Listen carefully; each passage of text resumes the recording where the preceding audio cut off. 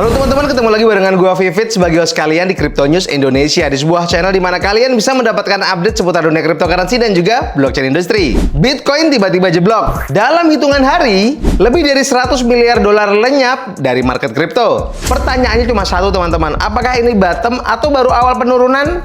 Yuk kita bahas.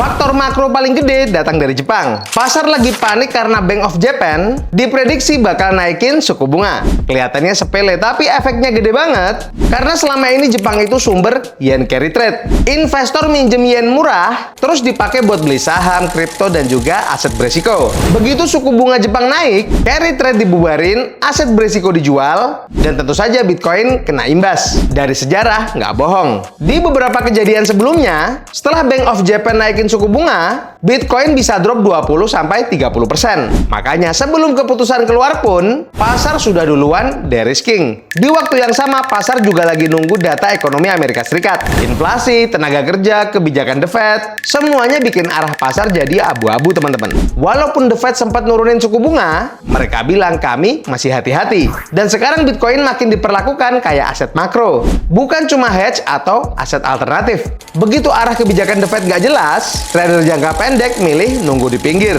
Dan momentum juga hilang teman-teman. Begitu Bitcoin tembus ke bawah 90.000 dolar, data nunjukin lebih dari 200 juta dolar posisi long leverage dilikuidasi dalam hitungan jam. Mekanismenya simpel teman-teman. Harga turun, posisi long kepukul, sistem jual paksa, harga makin jatuh. Ini yang bikin penurunannya cepat dan brutal, bukan pelan-pelan. Bukan karena semua orang panik, tapi karena mesin likuidasi jalan otomatis. Masalahnya semua ini kejadian pas akhir pekan. Weekend itu likuiditas tipis dan order book juga dangkal. Di kondisi kayak gini, order jual yang sebenarnya nggak terlalu besar bisa dorong harga turun jauh banget. Makanya Bitcoin bisa jatuh dari area 90 ribuan ke area 85 ribuan hanya dalam waktu singkat. Dan ini nih guys yang bikin tekanan makin berat. Wintermute, salah satu market maker terbesar, ketahuan ngirim dan jual Bitcoin ke exchange. Estimasi nilainya lebih dari 1,5 miliar dolar. Diduga mereka ini jual buat nutup resiko dan beresin posisi derivatif yang kena volatilitas. Masalahnya timingnya jelas nih teman-teman. Likuiditas lagi tipis, market juga lagi sensitif, harga langsung kedorong turun lebih dalam. Karena market maker segede Wintermute ini jual, tentu efeknya jelas kerasa ya teman-teman. Nah sekarang pertanyaannya, apakah Bitcoin ini bakal lanjut turun? Jawabannya tergantung makro, bukan Crypto News. Kalau aja Bank of Japan ini beneran naikin suku bunga, yield global bakal naik dan yen makin kuat. Bitcoin masih bisa tertekan lebih lama.